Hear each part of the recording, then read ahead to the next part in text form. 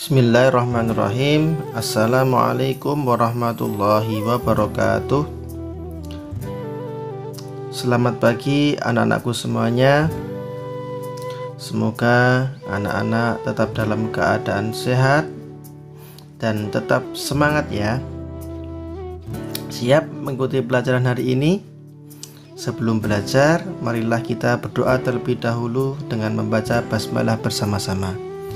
Bismillahirrahmanirrahim.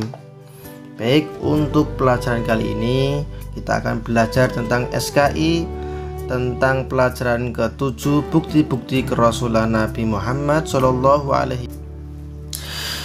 Di saat menjelang kelahiran Nabi Muhammad SAW sampai diangkat menjadi Nabi dan Rasul oleh Allah SWT, sudah ada bukti-bukti yang menunjukkan bahwa Nabi Muhammad SAW adalah Nabi yang terakhir, yang disebut Khotamul Anbiya wal Mursalin, atau penutup para Nabi dan Rasul. Setelah diangkat Nabi dari Allah, setelah diangkat menjadi Nabi, Allah Subhanahu wa Ta'ala memberikan mukjizat-mukjizat untuk menguatkan dakwah beliau dalam menyebarkan agama Islam. Mukjizat adalah keluar biasaan yang dimiliki oleh para nabi dan rasul yang tidak bisa ditiru manusia biasa. Mukjizat terbesar yang Allah berikan kepada Nabi Muhammad SAW adalah Al-Quran yang dapat kita baca sampai sekarang ini. Bukti-bukti kerasulan Nabi Muhammad SAW. Usia 8 tahun, Nabi Muhammad SAW pernah mengalami peristiwa yang bertentangan dengan hati nuraninya. Pada suatu hari Nabi Muhammad diajak oleh kerabat beliau untuk menyembah berhala di sekitar Ka'bah. Beliau menolak ajakan tersebut dengan halus, sopan santun, lemah lembut, dan tanpa menyinggung perasaan mereka. Kemudian yang kedua, usia 12 tahun, Nabi Muhammad SAW diajak Abu Thalib, yaitu paman beliau, untuk berdagang ke negeri Syam. Di saat berdagang, bertemu dengan Rahib Buhairah sambil memegang tangan beliau dan berkata, "Orang ini adalah pemimpin semesta alam. Anak ini akan diutus oleh Allah sebagai rahmat bagi seluruh alam." Kemudian Abu Thalib bertanya, "Dari mana engkau tahu hal itu?" Rahib Buhairah menjawab, "Sebenarnya sejak kalian tiba di Aqobah, tidak ada bebatuan atau pepohonan pun, melainkan mereka tunduk dan bersujud. Mereka tidak sujud melainkan kepada seorang nabi. Aku bisa mengetahui dari stempel nubuah yang berada di bagian bawah tulang rawan bahunya, yang menyerupai buah apel. Kami juga mendapatkan tanda itu di dalam kitab kami." Pada usia 15 tahun, Nabi Muhammad SAW ikut bergabung dalam perang Fijar. Beliau membantu paman-pamannya mengumpulkan anak-anak panah untuk dilemparkan kembali ke pihak musuh.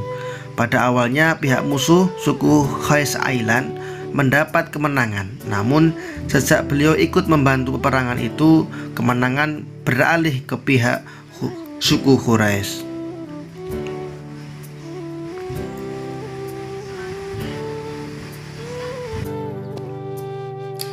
Selanjutnya, mukjizat Nabi Muhammad SAW. Yang pertama berupa Al-Quran. Al-Quran merupakan mukjizat terbesar bagi Nabi Muhammad SAW. Al-Quran merupakan pedoman hidup bagi seluruh manusia. Al-Quran merupakan wahyu Allah Subhanahu wa Ta'ala yang akan terjaga kemurniannya hingga hari kiamat.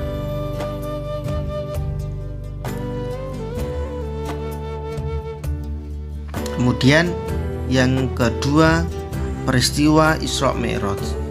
Isra Mi'raj adalah perjalanan malam luar biasa yang dialami oleh Nabi Muhammad SAW. Beliau diperjalankan oleh Allah Subhanahu wa Ta'ala dari Masjidil Haram, yaitu Mekah, ke Masjidil Aqsa, yaitu di Palestina, yang tepatnya di kota Yerusalem. Setelah itu beliau naik ke Sidratul Muntaha. Di sana beliau menghadap Allah Subhanahu wa Ta'ala dan menerima perintah sholat 5 waktu dalam sehari. Yang ketiga adalah tentang pembelahan dada Nabi Muhammad SAW. Peristiwa pembelahan dada ini terjadi ketika Nabi Muhammad SAW masih kecil. Saat itu ia diasuh oleh Halimah Sa'diyah. Suatu ketika anak Halimah yang bernama Dimroh pulang dari bermain sambil menangis. Ia berkata bahwa ada orang yang menangkap Nabi Muhammad SAW. Orang itu besar-besar dan berpakaian putih-putih. Kemudian Halimah bergegas menyusul Nabi Muhammad SAW. Sesampainya di sana, ia menjumpai Nabi Muhammad SAW sedang sendirian mengadahkan ke langit. Setelah ditanya oleh Halimah, Nabi Muhammad mengatakan bahwa ada 2 malaikat turun dari langit dan memberikan salam kepadanya.